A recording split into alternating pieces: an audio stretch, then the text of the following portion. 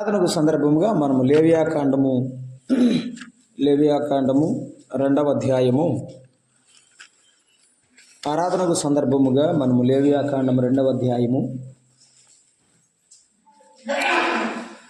14, 15, 16 వచనాలు చదువుకొని ఆరాధనలో మనము ముందుకు సాగుదాం.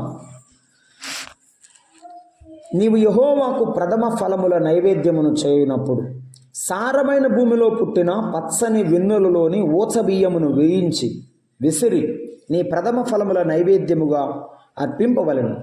అది నైవేద్య రూపమైనది. నీవు దాని మీద నూనె పోసి దానిపైన సామ్రాణి వేయవలెను.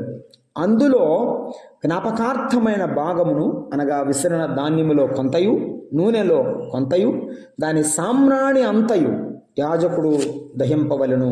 అది యెహోవాకు హోమము.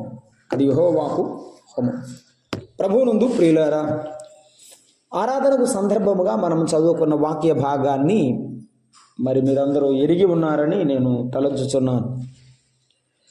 పాత నిబంధన గ్రంథంలో ప్రత్యేకముగా లేవియాకాండంలో 5 బలులు ప్రస్తావించబడ్డాయి. మొదటి అధ్యాయంలో దహన బలి, 2వ అధ్యాయంలో నైవేద్య బలి, 3వ అధ్యాయంలో సమాధాన బలి, 4వ అధ్యాయంలో పాప పరిహారార్థ బలి, 5వ అధ్యాయంలో అపరాధ పరిహారార్థ బలి ప్రస్తావించబడ్డాయి. దహన బలి ఎలా చేయాలో, వేటి ద్వారా దహన బలి చేయాలో, గొర్రె కానీ కోడె కానీ నిర్దోషమైన మేక కానీ వాటిని గురించిన వివరము మొదటి అధ్యాయంలో ఇచ్చాడు. 2వ అధ్యాయంలో నైవేద్యమును సమర్పించేటప్పుడు ఏ వస్తువులను ఉపయోగించాలో రాసి ఉంచాడు. 3వ అధ్యాయంలో సమాధాన బలి పశువు ఎలాగున పాప పరిహారం చేయబడాలో చెప్పాడు. 4వ అధ్యాయంలో పాప పరిహారార్థ బలి, చేసిన పాపమునకు పరిహారమును ఎలా చేయాలో, అపరాధ పరిహారార్థ బలి, ఇశ్రాయేలీయులు ఎవరైనా పొరపాటున తప్పు చేస్తే ఎలాగున బలి అర్పించాలో రాశాడు. 6, 7 అధ్యాయాల్లో యాజకులు ఎలాగున ఆ బలులు అర్పించాలో వారి విధి ఏమిటో ప్రస్తావించారు. మనం చదువుకున్నటువంటి 2వ అధ్యాయంలో 14వ వచనం నుండి 16 వరకు మనం చదువుకున్నది ఏమిటంటే ప్రథమ ఫలముల నైవేద్యం సమర్పించేటప్పుడు అని చెప్పాడు. 2వ అధ్యాయంలో మనం గమనిస్తే 4వ వచనంలో పొయ్యిలో కాల్చిన నైవేద్యం అన్నాడు. 5వ వచనం పెనము మీద కాల్చిన నైవేద్యం అన్నాడు. 7వ వచనం కుండలో వండిన నైవేద్యము అని చెప్పాడు. ఇలాగున నైవేద్యాన్ని రకరకాలుగా సమర్పించేవారు ఇశ్రాయేలీయులు. ఈ ఉదయకాలం మనం చదువుకున్నటువంటి భాగం ఏమిటంటే ప్రథమ ఫలముల నైవేద్యం. బలి అంటే ఒక పశువును వధించి రక్తము చిందించి పాప పరిహారం చేసుకోవడం. బలి, అర్పణ 2 ఒకదాని వెంబడి ఒకడిగా ఉన్నట్టుగా లేవియాకాండం మనం గమనించుకుంటాం. అర్పణ, ఇక్కడ నైవేద్యము అంటే అర్పించుట, అర్పించున్నది. నైవేద్యము అనగా అర్పించున్నది, నైవేద్యము అనగా అర్పించున్నది. బలి రక్తము చిందించి పరిహారం జరిగించేది. ప్రథమ ఫలముల నైవేద్యాన్ని గురించి మనము ఆరాధన సందర్భంగా ఒకసారి చూద్దాం రండి. 14వ వచనం, నీవు యెహోవాకు ప్రథమ ఫలముల నైవేద్యము చేయనప్పుడు అన్నాడు. ప్రథమ ఫలము అంటే పండిన పంటలో మొట్టమొదటి దానిని తీసుకొని ప్రభువుకు సమర్పించడం. ప్రథమ ఫలముల నైవేద్యము చేయనప్పుడు అన్నాడు. ఆ నైవేద్యము ఆ ప్రభువుకు సమర్పించేటప్పుడు, దాన్ని సమర్పించడాన్ని ఏమంటారంటే అర్పణ అంటారు. నైవేద్యమును అర్పించేటప్పుడు, అర్పణ చేసేటప్పుడు అంటే ఇచ్చేటప్పుడు, దేవునికి ఇచ్చేటప్పుడు ఎలా ఇయ్యాలి? నైవేద్యము చేయనప్పుడు సారమైన భూమిలో పుట్టిన పచ్చని వెన్నులలోని ఊచబియ్యము అని చెప్పాడు. మనము జ్ఞాపకం చేసుకుంటున్నాము.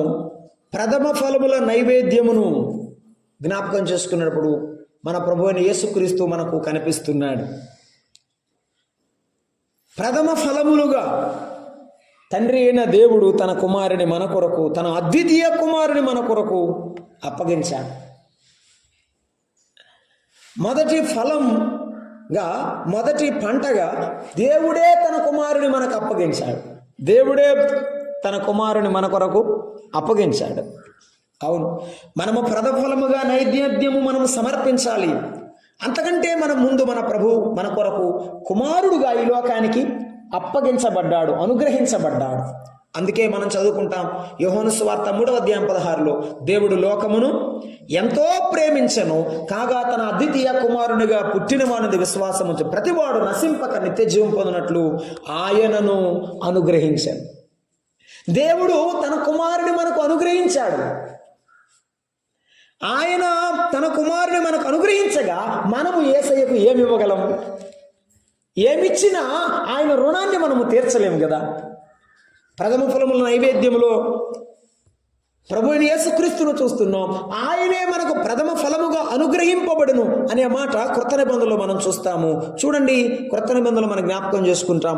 యేసుక్రీస్తు ప్రభువారు మనకు ఎలాగున 1 కొరింథీ పత్రిక 15వ అధ్యాయము 20వ వచనం, 1 కొరింథీ పత్రిక 15వ అధ్యాయము 20వ వచనాన్ని మనం చదువుకుంటున్నాం.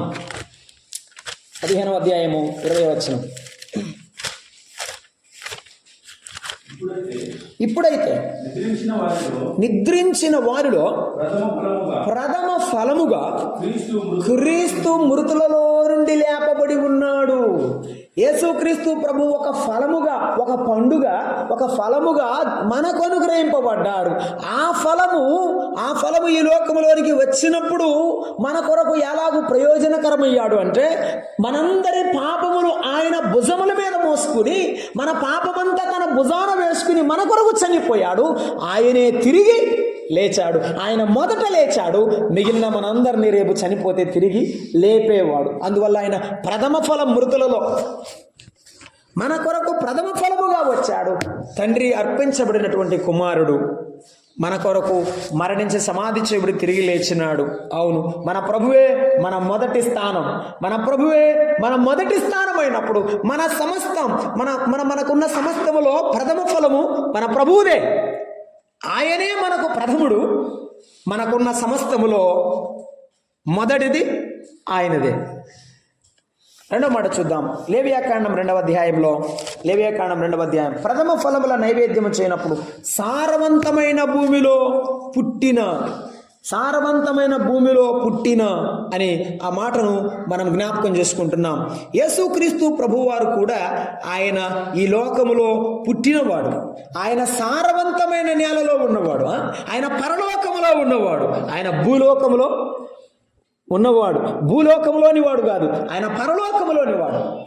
దూతల మధ్య ఆరాధన పొందినవాడు, జీవుల మధ్య ఆరాధింపబడినవాడు. సారవంతమైన భూమిలో యెషయా గ్రంథం 53వ అధ్యాయంలో మనం జ్ఞాపకం చేసుకుంటాం. చూడండి, యేసు ప్రభు వారి పుట్టుకను గురించి రాశారు అక్కడ.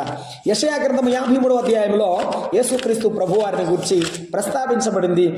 లేత మొక్క వలెను, ఆయన సారమైన మొక్క, ఎండిన భూమిలో మొలిచిన మొక్క వలెను అతడు ఆయన ఎదుట పెరిగాను.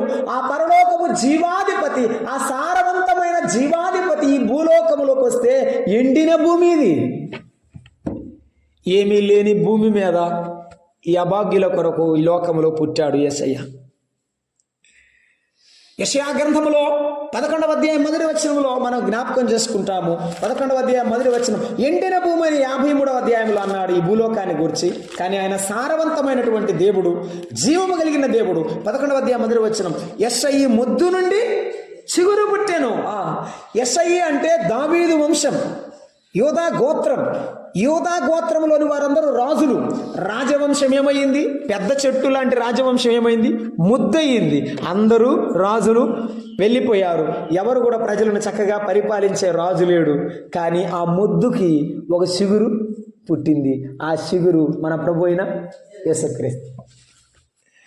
తన ప్రజలను తానే పరిపాలించడానికి ఆయన మానవుడిగా భూలోకానికి దిగి వచ్చాడు. తన ప్రజలకు తాను రాజయ్యి ఉండగూరి దిగి వచ్చాడు. ఈ పడిపోయిన వారిని, ఈ మొద్దు లాంటి వారిని ఆయన పైకి లేపడానికి, మరలా చిగురింపజేయడానికి ఆయనే మానవుడిగా భూలోకములో లేత మొక్క వలె జన్మించాడు. ఆయన మన కొరకు లేత మొక్క వలె జన్మించాడు. పాపులను రక్షించడానికి క్రీస్తు యేసు ఈ లోకమునకు వచ్చాడు. యేసు ప్రభు మన కొరకు లోకములోనికి వచ్చాడు. లేత మొక్క వలె పెరిగాడు అన్నాడు. అవును, ఆయన తాజాగా, క్రొత్తగా, నూతనంగా పెరిగాడు. ఆయన ముఖమును గురించి, ఆయన ముఖమును చూస్తున్నప్పుడు ఆయన ముఖములో ఎంతో సుందరమైన దేహము ఆయనది.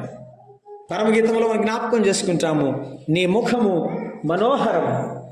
ఆయన ముఖము మనోహరమైనది. ఆయన లేత మొక్కను, ఒక చిన్న లేత మొక్కను చూడండి, ఎంతో అందంగా ఉంటుంది, ఎంతో ఆకర్షణీయంగా ఉంటుంది. మన ప్రభువును చూసినప్పుడు అనేకులు ఆయన వెంబడి అలాగే వెళ్ళిపోయారు. ఆయనలో మనోహరం, అది ఆయనలో ఆ సుందరత్వం, ఆయన ఆకర్షించేవాడు.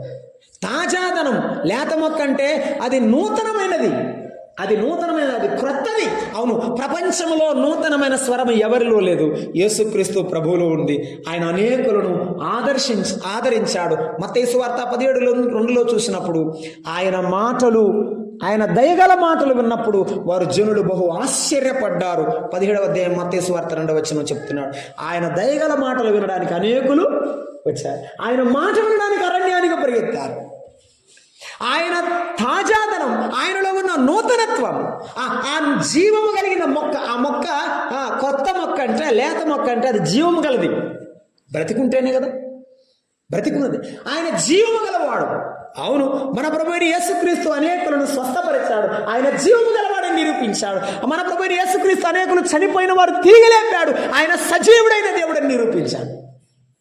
మనందరి పాపము తన భుజాన వేసుకున్నప్పుడు మన కొరకు కలువరిలో మరణించగా, మన కొరకు సమాధి చేయబడగా, ఆయన మరణమును జయించి తిరిగి సజీవుడిగా లేచాడు. ఆయన మరణమును జయించాడు. అనేకులకు మరణము జయించే శక్తినిచ్చాడు. ఆయన మరణమును జయించి తిరిగి లేచాడు. యేసయ్య లేత మొక్క వలె పెరిగాడు. ఏ పాపము ఎరుగని వాడుగా పెరిగాడు. ఆయన లేత మొక్క. ఆయన ఏ యొక్క పాపమును ఎరుగని వాడు, ఏ యొక్క దోషమును ఎరుగని వాడు. ప్రథమ ఫలములలో సారవంతమైన భూమిలో పెరిగిన మొక్క కావాలి, కానీ సారవంతమైన వాడు ఎండిన భూమి వంటి ఈ ప్రపంచంలో పెరిగాడు. మనందరి కొరకు అప్పగించుకున్నాడు. ఆయనే మన కొరకు అప్పగించుకున్నాడు. లేవ్యాకాండంలో మరొక మాట చూస్తున్నాము. మరొక మాట చూసి మనం ముందుకు సాగిపోతున్నాం. 2వ అధ్యాయంలో సారవంతమైన భూమిలో పుట్టిన పచ్చని వెన్నులలోని ఊచబియ్యము అన్నాడు. మామూలు పండిన బియ్యం అయితే పక్వానికి వచ్చినప్పుడు కోసుకుంటాం కదా. పండిన బియ్యం అయితే పక్వానికి వచ్చినప్పుడు కోసుకుంటాం, తినడానికి ఉపయుక్తమైనది. కానీ పచ్చని బియ్యము, వెన్నులో ఉన్న బియ్యం అంటే అది సారమంతా ఉండి ఆ మధ్యలో ఉంటుంది చూడండి. అంటే అటు ప్రారంభం కాదు, ఇటు చివర కాదు, ఇటు మధ్యలో ఉంటుంది చెప్తా. దానిని ఏమంటారంటే ఆయన యవన వయస్సు. ఆ వెన్నులో ఆ యొక్క బీపీ గింజ యొక్క సారము పట్టేటువంటి సమయంలో ఆయన 33.5 సంవత్సరముల వయసులో, యవన వయస్సులో ఉన్నప్పుడు ఆయన అప్పగించుకున్నాడు. ఆయన ముసలివాడినప్పుడు మన కొరకు అప్పగించుకోలేదు. ఆయన పుట్టినప్పుడు ఆయన అప్పగించుకోలేదు. కానీ యవన బలము 33 ఏండ్ల వయస్సులో బలమున్నప్పుడు తన బలమంతా మన కొరకు ధారపోసిన దేవుడు, అప్పగించిన దేవుడు. తండ్రి అయిన దేవుడు మన కొరకు తన కుమారుని అప్పగించినప్పుడు ఆ కుమారుడు తనను తాను మన పాపము కొరకు అప్పగించుకున్నటువంటి దేవుడు. గలతీ పత్రికలో 1వ అధ్యాయం 4వ వచనంలో మనం చూస్తున్నప్పుడు మనలను విమోచింపవలనని మన పాపముల నిమిత్తము తను తాను అప్పగించుకొనెను. అవును, ఆయనే అప్పగించుకున్నాడు. ఎలాగ అప్పగించుకున్నాడు మనమందరం ఎరుగుదాం కదా. ఆ యొక్క సైనికులు, రాణుల వారు యేసు ప్రభు వారిని వెతుక్కుంటూ వచ్చారు. యేసు ప్రభు వారు ఏమన్నారు తెలుసా? మత్తయి సువార్త 26వ అధ్యాయం 47వ వచనంలో మీరు ఎవరిని వెతుకుచున్నారు అని యేసు ప్రభుని అడిగితే యేసు ప్రభు అన్నాడు, నేనే ఆయనను బంధించండి అన్నాడు. వాళ్ళు నేల మీద బోర్ల పడ్డారు. యేసుప్రభు వారు నేనే అని అప్పగించుకున్నాడు. ఎంత కరుణామయుడు! మన కొరకు అప్పగించుకున్నాడు. నైవేద్యం వలె తనను తాను సమర్పించుకున్నాడు. ఈవేళ తను తాను మన కొరకు సమర్పించుకున్న యేసయ్యకు, అప్పగించుకున్న యేసయ్యకు మనం ఏం అప్పగించుకుంటున్నాం, ఏమి సమర్పించుకుంటున్నాం? యేసయ్య, నీ ప్రాణానికి ప్రతిగా నేనేమి ఇవ్వగలను? నా ప్రాణం ఇస్తే సరిపోతుందా? నా హృదయార్పణని పాదాల చెంతకు సమర్పిస్తే కన్నీటితో, ఆ హృదయం కృతజ్ఞతతో నిండిన హృదయముతో నీ ఎదుట సమర్పిస్తే సరిపోతుందా? ఎఫెసీ పత్రిక 5వ అధ్యాయం 2వ వచనంలో చెప్తున్నాడు, కావున మీరు ప్రియులైన పిల్లల వలె ఉండాలి అని ఆయన మీ నిమిత్తము ఎలాగ అప్పగించుకున్నాడని చెప్తున్నాడంటే, క్రీస్తు మిమ్మును పరిమళ వాసనగా ఉన్నట్టుకు మన కొరకు తాను దేవునికి అర్పణముగాను బలిగాను అప్పగించుకున్నాడు. అర్పణగా అప్పగించుకున్నాడు.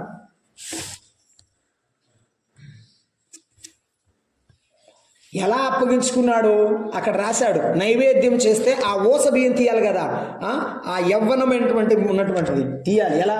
విసరాలట. ఆ బియ్యం విసరాలి, ఆ తర్వాత వేయించాలి. మొదట వేయించాలి, తర్వాత విసరాలి. ఆయన ఎర్రని ఎండలో ఆయన మన కొరకు విసరబడిన వానిగా అయిపోయినాడు. లోకాసువార్త 23వ అధ్యాయం 44వ వచనం చూస్తే, రమారమి మధ్యాహ్నమాయను. మధ్యాహ్నం అంటే ఎప్పుడు? 12 గంటలప్పుడు. ఎంతగా? 12, 1 గంట, 2, 3 అట్లా మధ్యాహ్నమైన ఆయన ఎర్రని ఎండలో మన కొరకు కలువరి సేవలో వేలాడతీయబడ్డాడు. కొరడాలతో కొట్టబడ్డాడు. బరువైన కొయ్య ఆయన భుజాన మీద మోపబడింది. తలపైన ఆయన ముండ్ల కిరీటం మోపబడింది. ఆయన రక్తసిక్తమైన తల ఆయన దేహమంతా నిండబడగా మేకులతో ఆ యొక్క శిలువ మీద కొట్టబడి వేలాడతీయబడ్డాడు.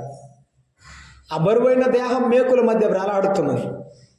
మనందరి పాపమును యేసు ప్రభువారు భరించారు.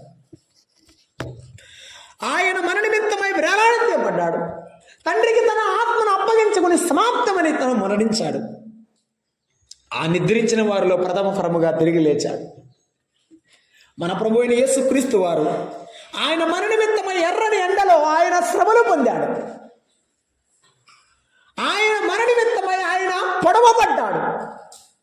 మన నిమిత్తమైన గాయపరచబడ్డాడు.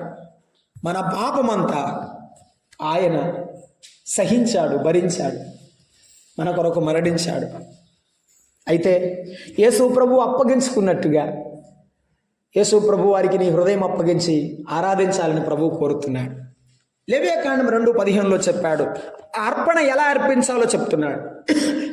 అది నైవేద్య రూపమైనది. నీవు దాని మీద నూనె పోసి సాంబ్రాణి వేయవలను అన్నాడు.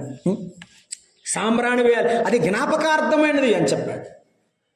నూనె పరిశుద్ధాత్మకు సాదృశ్యం. పుట్టిన లేత మొక్క యేసు ప్రభు అలా పెరిగి వెన్నులోని ఊచన బియ్యము వలె ఆయన ఎలాగున యవన వయసులో ఎదిగి మన కొరకు అప్పగించుకున్నాడో అర్థమైంది.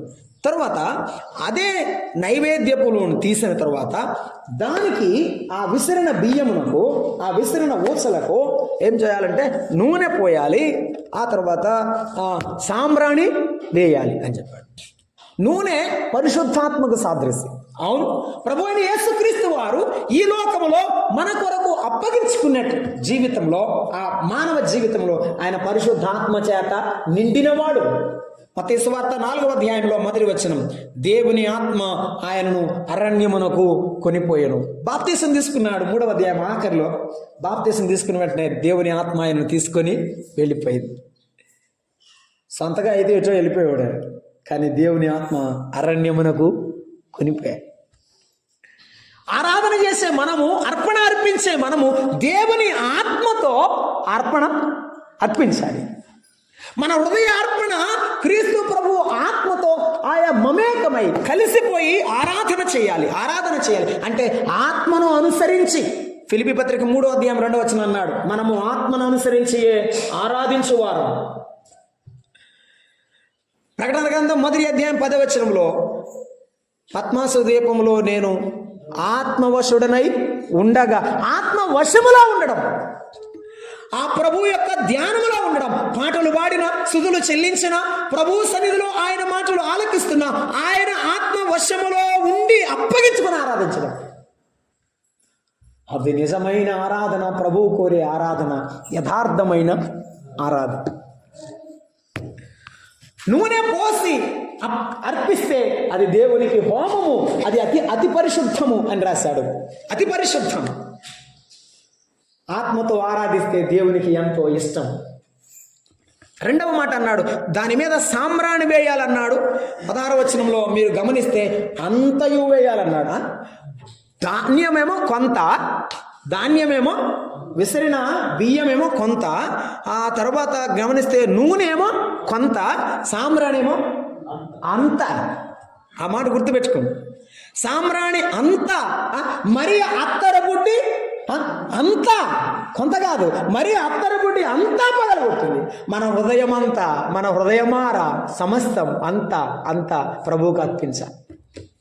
హృదయమారా పాడాలి, హృదయమారా స్తుతులు చెల్లించాలి, హృదయమారా ప్రభువుని కొనియాడాలి. ఆ సాంబ్రాణి అంతయో వేయాలి. కీర్తన గ్రంథం 51:17 అంటాడు, విరిగి నలిగిన మనస్సే నీకు ఇష్టమైన బలి. విరిగిన మనసుతో నీ యొద్దకు వస్తున్నాను ప్రభువా. సువాసనకరమైనది సాంబ్రాణి ఎటువంటిదంటే సువాసనకరమైనది. ఎఫెసీ పత్రిక 5లో అన్నాడు, మీరు పరిమళ వాసనగా ఉండుటకు అప్పగించుకున్నాడు. మనము పరిమళ వాసనగా బతకాలని, ఆరాధన చేసే మనము సువాసనకరమైన జీవితం అర్పించాలి. తప్పులు తడుగుతో కాదు, మన జీవితం అంతా సమర్పించి ఆరాధించాలి. సగం లోకానికి ఇచ్చి సగం దేవునికి ఇచ్చి కాదు, హృదయపూర్వకంగా ఆరాధించాలి. ఆరాధిస్తున్న మనము సాంబ్రాణి అంతయు అంటే అర్థం అదే, సువాసనకరమైన మన జీవితం అంతయు యేసు ప్రభువుకు సమర్పించడం, హృదయపూర్వకంగా ఆరాధించడం, విరిగి నలిగిన మనసుతో ప్రభు సన్నిధిలో ఆత్మకు అప్పగించుకొని ఆరాధించడం. అలాగూ చేయుటకు పరిశుద్ధాత్ముడు మనకు సహాయం చేయనుగాక.